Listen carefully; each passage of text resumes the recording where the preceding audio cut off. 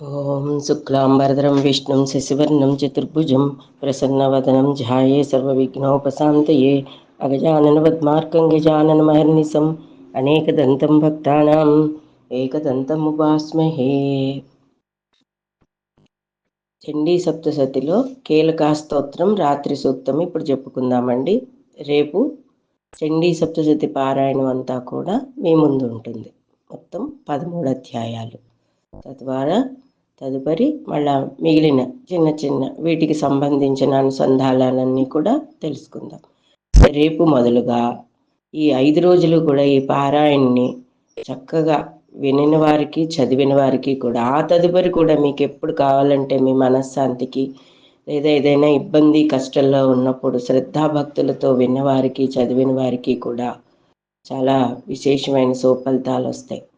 అంటే ఇక్కడ ఏం కష్టాలు గట్టెక్కట్లేదండి అంటారు. కష్టం గట్టెక్కదండి ఎప్పుడు కూడా. అది కర్మ ఫలితం. మనం పూర్వజన్మ కృతాలు అన్నీ కూడా అనుభవించాల్సిందే. కానీ ఎక్కడో అక్కడ ఒక దిక్సూచిలాగా, మార్గదర్శిగా, క్షేమంకరిగా మన ముందుండి మనకి ఇప్పుడు ఎవరితో అయినా గొడవ అయినప్పుడు వాళ్ళ అంతరంగాలు తెలుస్తాయి.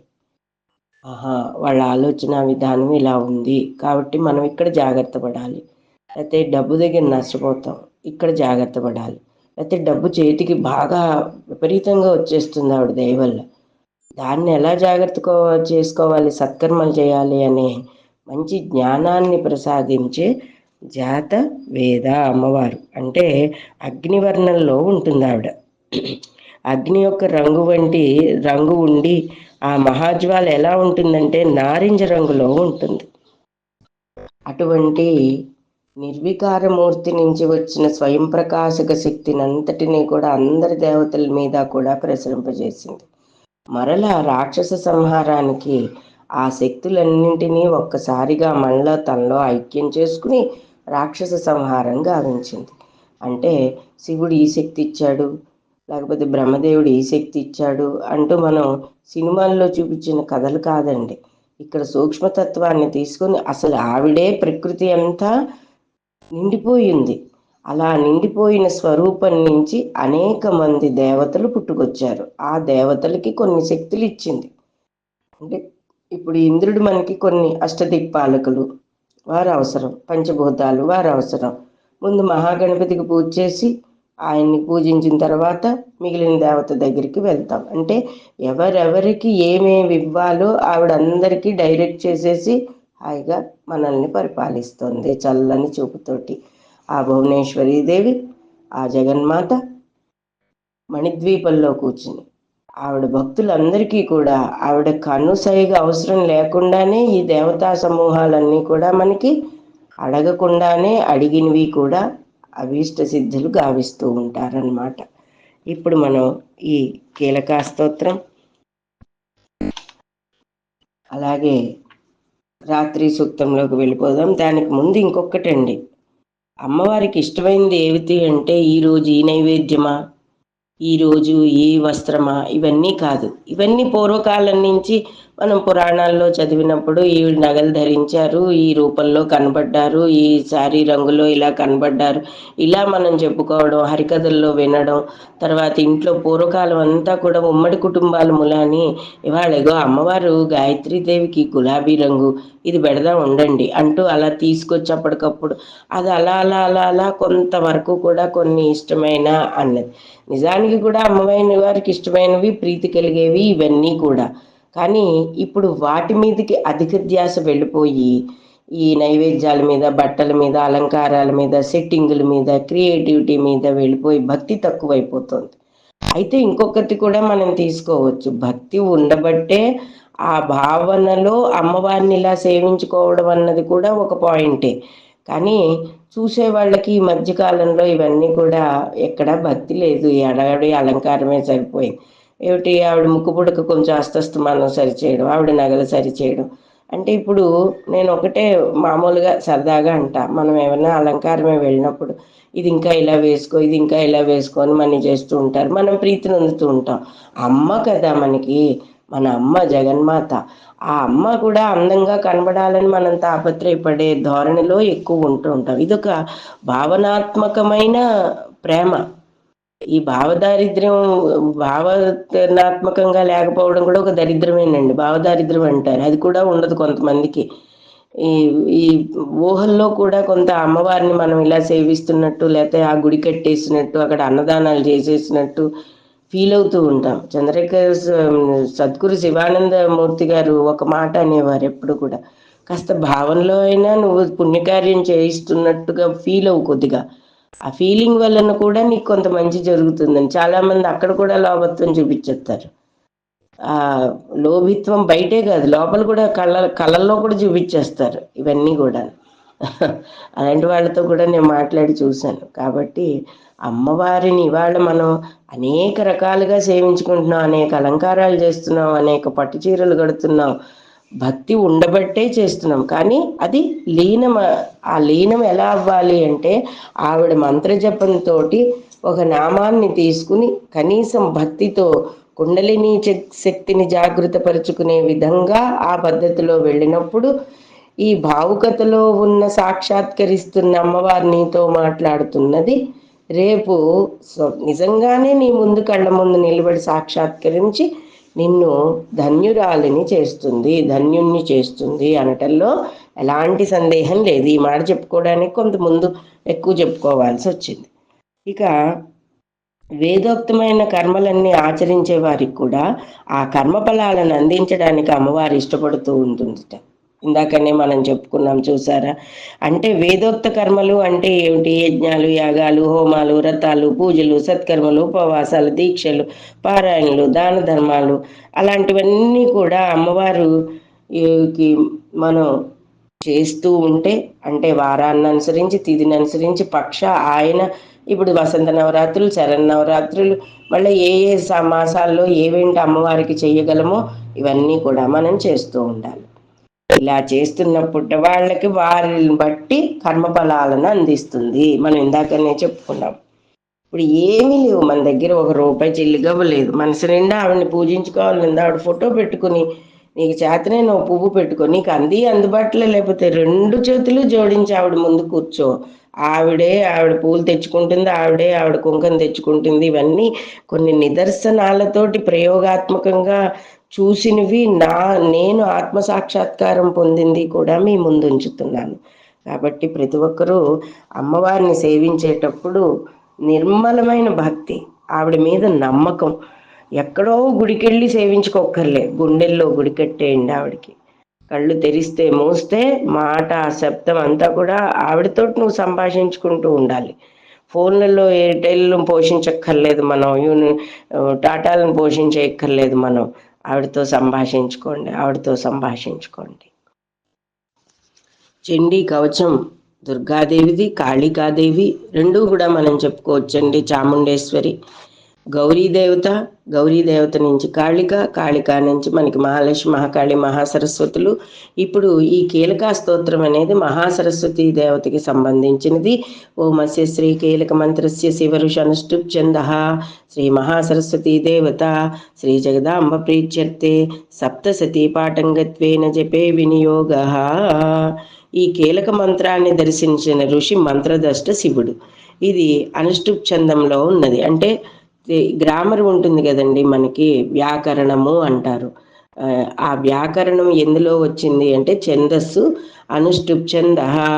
8 అక్షరములు గల 4 పాదములతోటి కీలకా స్తోత్రం మనకి కనబడుతూ ఉంటుంది.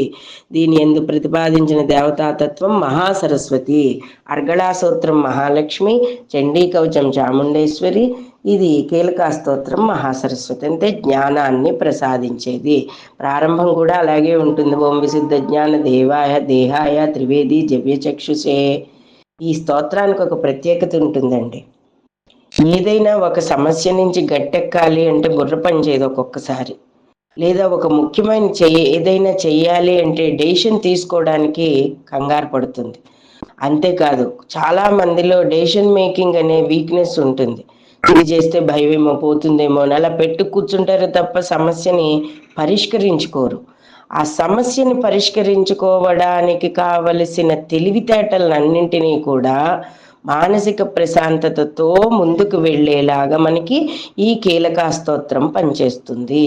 దీనిని అలాంటి సమస్యలప్పుడు ప్రత్యేకంగా మహాసరస్వతిని పూజించి ఈ కీలకా స్తోత్రాన్ని ఎవరైతే పారాయణ చేసి అమ్మవారిని సేవించుకుంటారో, ఈ చండీ పారాయణ చేస్తారో, ప్రత్యేకంగా కీలకా స్తోత్రం మీదే మీరు కాన్సన్ట్రేషన్ పెట్టాలి, చేస్తారో వారికి ఆ సమస్యకి సత్వర పరిష్కారం దొరుకుతుంది. సత్వర పరిష్కారం. ఓం విశుద్ధ జ్ఞాన దేహాయ త్రివేది దివ్యచక్షుషే శ్రేయప్రాప్తి నిమిత్తాయ నమ సోమ అర్ధిధారిణే. అమ్మ చాముండేశ్వరి నీకు నమస్కారము. మార్కండేయ మహర్షి ముందుగా ఏం చెప్తున్నారు? నిర్వీషక జ్ఞానమే తన శరీరము, 3 వేదములే తన నేత్రములు, శుభము లభించుటకు హేతుబూధుడని చంద్రార్థధారియగు పరతత్వమునకు అమ్మ నీకు నమస్కారము చేయుచున్నాను. సర్వమేతాద్విజానీయాస్ మంత్రాణమపి కీలకం సో అపిక్షేమం అవాప్నోతి సతతం జాప్యతస్తరః సిద్ధ్యం చుచ్చాటి నిదాదీని వస్తూని సకలాన్యపి ఏతేన స్తుతాం దేవి స్తోత్రమేత్రేణ సిద్ధ్యసి న మంత్రో నౌషధం తత్ర నా కించిదపి విద్యతే వినా జాప్యేన సిద్ధ్యేత సర్వముచ్చాటనాదికం సమగ్రాణ్యపి సేత్యంతి లోకశంకామిమాం హర కృత్వా నిమంత్రయామాస సర్వమేవమిదం శుభం స్తోత్రం వై చండికాయాస్తు తచ్చు గుహ్యం చకార సహ సమాప్తిర్న చ పుణ్యాస తాం యధావా నియంత్రణాం సో అపిక్షేమం అవాప్నోతి సర్వమేవ న సంశయ కృష్ణాయాం వా చతుర్దశ్యాం అష్టం వ్యాసమాహిత దదాతి ప్రతిగృహ్ణాతి నాణ్యధైషా ప్రసీదసి ఇద్ధన్ రూపేణ కీలేన మహాదేవేన కీలితం యో నిష్కీభాం విధాయేన నిత్యం జపతి సస్ఫుటం ససిద్ధ సగణసోపి గంధర్వో జాయితే వనే నా చైవాప్యటత తస్య భయం క్వాపి వా జాయతే నాపమృత్యువశం యాతి మృతో మోక్షమవాప్నుయాత్ జ్ఞాత్వా ప్రారభ్య కుర్వీత నా కుర్వాణో వినశ్యతి తతో జ్ఞాతైవ సంపన్నామిదం ప్రారభ్యతే బుధై సౌభాగ్యాది చ యత్కించిద్ దృశ్యతే లలనా జనే తత్సర్వం తత్ప్రసాదేన తేన జాప్యమిదం శుభం శనేస్తు జప్యమేస్మిన్నే స్తోత్రే సంపత్తిరుచ్యకై భవత్వేవ సమగ్రాపి తత ప్రారభ్యమేవ తత్ ఐశ్వర్యం యత్ ప్రసాదేన సౌభాగ్యారోగ్య సంపద శత్రుహాని పరామోక్ష స్తూయతే సాన కిం జనై. సతతం అందరూ కూడా ఆయా మంత్రాలను జపించి ఉపాసించిన వారిని క్షేమం కలుగుతోంది అన్నది ఎలాంటి సందేహం లేదండి. మంత్రాలకి చింతకాయలు రాలవేమో కానీ చింతలు మాత్రం తప్పకుండా తీరుతాయన్నది ఇందులో ప్రగాఢ విశ్వాసంతో అందరూ కూడా ముందుకు వెళ్తున్నారు. ఇది నిజం కూడాను. అలాగే సర్వజనులకు దేవిని స్తుతించిన వారికి కూడా మంత్రోపాసకులకు సిద్ధులన్నీ కూడా స్తోత్రమాత్రం చేతే సిద్ధిస్తున్నాయి అని మార్కండేయ మహర్షి ఇందులో మనకి ఈ కీలకా స్తోత్రంలో మనకి తెలియబరుస్తున్నారు. అంటే ఇప్పుడు మనకి హాంఫర్ట్ హింఫర్ట్ సిద్ధులు ఏం వద్దండి, ఎందుకంటే అందరికీ సినిమా నాలెడ్జే ఎక్కువైపోయింది ఇవాళ కాలంలో. సూక్ష్మతత్వంతో ఉన్న పరతత్వాన్ని గ్రహించడాన్ని అందరికీ కూడా అంతసేపు వినే ఓపికలు కూడా ఉండట్లేదు. సిద్ధులు అంటే అవన్నీ అక్కర్లే. ఇప్పుడు మానవాళి జీవితం అనుభవిస్తున్న దౌర్భాగ్యాలు లేకుండా బతకడానికి కావలసిన రాజమార్గాన్ని మనకి ఇవ్వడమే సిద్ధులు. ఇదే మనం మొట్టమొదటగా మనం దీని మీదే శ్రద్ధ పట్టి మంత్రతత్వాన్ని గ్రహించుకుని మంత్రాన్ని ఆరాధన చెయ్యాలి. అలాగే ఈ అమ్మవారి యొక్క స్తుతిని కీలకా స్తోత్రాన్ని ఎవరైతే పారాయణ చేస్తారో, అలాగే సప్తశతీ పారాయణ ఎవరైతే చేస్తారో వారందరికీ కూడా ఐశ్వర్యము, సౌభాగ్యము, ఆరోగ్య, సంపదలు, శత్రుహాని, ముక్తి, మోక్షము, జ్ఞానము అన్నీ కలిగింపచేసే సత్ఫలితాలు కలుగుచున్నవి. మరి దీన్ని ఎవరు చేయకుండా ఉంటారండి? అందరూ చేస్తారు కదా. చెయ్యడానికి అందరూ సంసిద్ధులు కండి. ఇంకోటి కూడా చెప్పింది అమ్మవారు, అస్మిన్ మాసి మయా దేవి తుభ్యమేతా సమర్పితం. ఎవరైతే తాను సంపాదించిన దాంట్లో 5 వంతులు చేసి 1 వంతును తన గురువునకు, 1 వంతును తత్పుత్రాదులకు కూడా ఇవ్వాలి. 1 వంతును తాను ఆచరించుచు పంచయజ్ఞాజులకై ఉంచి మిగిలిన 3/4 వంతుని పేదలకు అందరికీ కూడా తిథిని అనుసరించి, మాసాన్ని అనుసరించి, పక్షాన్ని అనుసరించి, నువ్వు చేసే పూజను అనుసరించి అందరికీ కూడా దాన ధర్మాలు చెయ్యాలి అని అమ్మవారు చెప్తోందండి. ఆవిడకి ఏ దాన ధర్మం చేయకుండా ఎవరికి ఏం పెట్టకుండా ఉంటే ఆవిడకి నచ్చదు. ఎందుకంటే ఇంతమందికి ఇన్ని ఇస్తున్నప్పుడు, మనకి అన్ని ఇచ్చినప్పుడు మనం ఇవ్వలేమా? ఇందులో కూడా తత్పుత్రాదులకి ఇవ్వాలనే చెప్తోంది. భార్యా పిల్లల్ని గృహ యజమాని పోషించాలనే చెప్తోంది. కానీ అందులో భాగంగా 3.5 వంతు నువ్వు పేదలకి కూడా నువ్వు చెయ్యాలి, దాన ధర్మాలు చెయ్యాలి, సత్కర్మలు చెయ్యాలి. ఆ 3.5లోనే చెప్పారండి, మళ్ళీ విడిగా 3.5 కాదు. అందులో పాటు హవనాలు చెయ్యాలి, దేవాలయాలకి సాయం చేయాలి. అంచేత ఇవన్నీ కూడా మానసికంగా ఆవిడ మనకి ఇస్తున్న దాన్ని ఆవిడికే ఏ రూపంలో సమర్పించాలో కూడా ఈ చండీ సప్తసతి పారాయణలో చెప్పడం జరిగింది.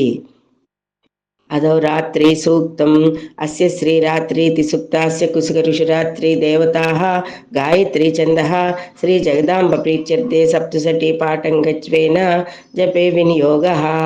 రాత్రి సూక్తాన్ని అధ్యయనం చేయటం వల్ల ప్రయోజనాలు ఏంటంటే, రాత్రి దేవత మనకి సుఖాన్ని ఇస్తుంది, ఆనందాన్ని ఇస్తుంది. దేవీ రూపముకు చిచ్చక్తి కూడా ఎలాంటిదో మనకి తెలియపరుస్తుంది. పగటి కాలమున కనబడు ప్రపంచము రాత్రి కాలమున మరుగుపడును, మరల పగలు కాగానే కనబడుతుంది. సృష్టి స్థితి లయ తిరోధానామగ్రహకర్తి దేవి అయినటువంటి అమ్మవారు ప్రళయకాలమున ప్రపంచం లయమున తిరోధానమును అందును దేనితో ఏకమగును? అమ్మ మరలా సృష్టించినప్పుడే కదా. కనుకనే రాత్రిని ప్రతీకముగా గ్రహించి పంచకృత్య పరాయణకు దేవిని ఉపాసించటం వలన దేవ్యానుగ్రహం కలుగుతుంది. ప్రతి వ్యక్తి కూడా రాత్రి అవ్వగానే తాను చేసిన కర్మలన్నింటినీ కూడా ఓ మాట గుర్తు చేసుకుంటూ ఉండాలండి. లేకపోతే అతనిలో ఏ రకమైన మార్పులు రావు మనుషుల్లోనూ.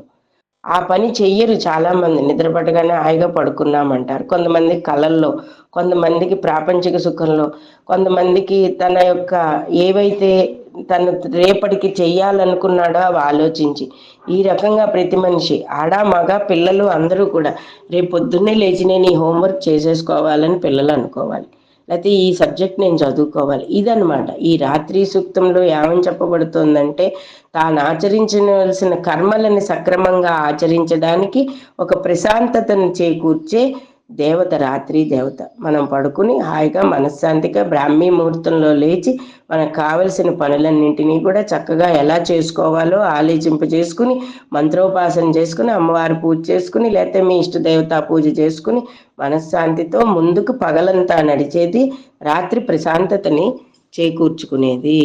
ఓం రాత్రి వ్యాఖ్యాదాయతి పురుత్ర దేవ్యక్షభి విశ్వాదిశ్రియోదిత. ఇంతవరకు తాను సంచరించిన బహుస్థానములందు ప్రాణములు ఎందరికీ కూడా ఆనందం అందజేసే రాత్రిదేవి ఇప్పుడు ఇచ్చడికి వచ్చినచో నక్షత్రములనడి తన కన్నులతో అంతటను చూచుచున్నది. ఆమె నానావిధ శోభలను దాల్చి ఉన్నది. నక్షత్ర మండలంలో నక్షత్రాలుగా వెలుగునిస్తూ మనకి ప్రశాంతతనిస్తూ తాను పూజించిన భక్తులందరికీ కూడా ఇక్కడ తన్నే పూజించాలండి. మరి మాకు వెంకటేశ్వర స్వామి వెళ్ళిపోయింటే వెంకటేశ్వర స్వామి కూడా బాలాత్రిపుర సుందరి. మొట్టమొదటే మనం చెప్పుకున్నాం, తను నిర్వికారంగా అగ్నిగోళంలా వచ్చిన ఆవిడ నుంచి వచ్చిన స్వయం ప్రకాశక శక్తి అంతా కూడా అనేక మంది దేవతలకి ఆ శక్తులే ఆవిడే ప్రసాదించినది. మళ్ళా ఆవిడే తీసుకుంటోంది, తన్ను పుట్టిస్తోంది, మళ్ళా తనలోనే లయం చేసుకుంటోంది. అలాగనమాట. ఓర్వప్రామర్త్యాని విపతో దేవ్యుద్యుత్యం జ్యోతిషా బాధతే తను. దేవి తర్వాంతర్యాపి అయి ఉన్నది. ప్రాణుల కర్మానుసారము వ్రాధి హృదయములందు మోహమును వ్యాపింపచేసి సంసారమునందు ప్రవర్తిల్లేలా చేయిస్తుంది. మహామాయా స్వరూపిణి ఆవిడ. ఇవాళ బంగారం కావాలనుకునేది మహామాయ ఆవిడే, విపరీతమైన మోహం కలగజేసేది ఆవిడే, మళ్ళా దాని మీద ఒక్కసారి విరక్తి వచ్చేది కూడా ఆవిడ వల్లే. అంటే ఆ మాయలో మనకి ఎంత ఎలాంటి చింతనలు ఉన్నాయో మనకి తెలుసుకునేలా చేస్తుంది. ఆ చింతన వల్ల ఒక దుర్మార్గపు ఆలోచన ఉంది, ఒక మంచి ఆలోచన ఉంది, సద్భావంతో ముందుకు వెళ్ళాలనే మాటలు కూడా మనకి తెలియబరిచేలాగా ప్రతీది మాయాస్వరూపిణి ఆవిడ. ఆ మహామాయాదేవి పీఠం ఒరిస్సాలో ఉందండి, మనకి భువనేశ్వరికి దగ్గరగా ఉంటుంది, పూరికి దగ్గరగాను. చాలామంది వెళ్ళి దర్శించుకుంటారో కూడా. ఆవిడని దర్శించుకున్న వారికి కొన్ని భ్రమలు తొలగిపోయి ఆ కళ్ళకి కట్టిన మాయ పొరలన్నీ తొలగిపోయి భగవంతుని సాక్షాత్ చేసుకునే పరిస్థితిని మనం తెచ్చుకుంటామన్నమాట. అలాగే ఇందులో ఇంకా ఏమేం చెప్తున్నారు మార్కండేయ మహర్షుల వారు? అమృత స్వరూప యొక్క రాత్రి తాను వచ్చుచునే మొదట అంత అంతరిక్షమును, గుంటలను, మిట్టలను, పొట్టివి, ఎత్తైనవగు మొక్కలు, తీగలు, వృక్షములు మొదలగు వాటిని కూడా చీకటిలో క్రమ్మివేయుచున్నది. అంతలోనే తన నక్షత్రాదుల వెలుగులతో నశింపజేయుచున్నది. సూర్యాస్తమం అవుతూ ఉంటేనే మనకి చీకటి పడుతూ ఉంటుంది. చీకటి పడుతుంటే మనం ఇళ్లలో లైట్లు వేసుకుంటూ ఉంటాం. కానీ ఆవిడేం చేస్తుంది? ఆవిడ లైట్లన్నీ కూడా నక్షత్రాలు, వెలుగులు, చంద్రుడు, చందమామ అక్కడి నుంచి తన కాంతిని ప్రసరింపచేసి ప్రాణులందరికీ, జీవకోటికి ప్రశాంతతను చేకూర్చి నిద్రపుచ్చి ఆపై వాళ్ళ కర్తవ్యాలన్నింటినీ కూడా ఆ నిద్రా సమయంలో బోధిస్తూ ఉంటుంది. ఇది ఇలాగ మనం అమ్మవారి యొక్క రాత్రి సూక్తంలో చాలా ముఖ్యమైనవన్నీ కూడా ఉన్నాయండి. నిద్ర పట్టని వారు, నిద్రలేమితో బాధపడుతున్న వారు ఈ రాత్రి సూక్తాన్ని పఠించినట్లయితే, అమ్మవారిని స్మరించుకుని సర్వమంగళ మాంగళ్యే 11 సార్లు చదువుకుని రాత్రి సూక్తాన్ని పఠించుకుని స్మరణ చేసుకుని పడుకుంటే హాయిగా నిద్రపడుతుందండి. ఏ రోగాలు లేని చక్కటి దేహం మనకి తయారవుతుంది.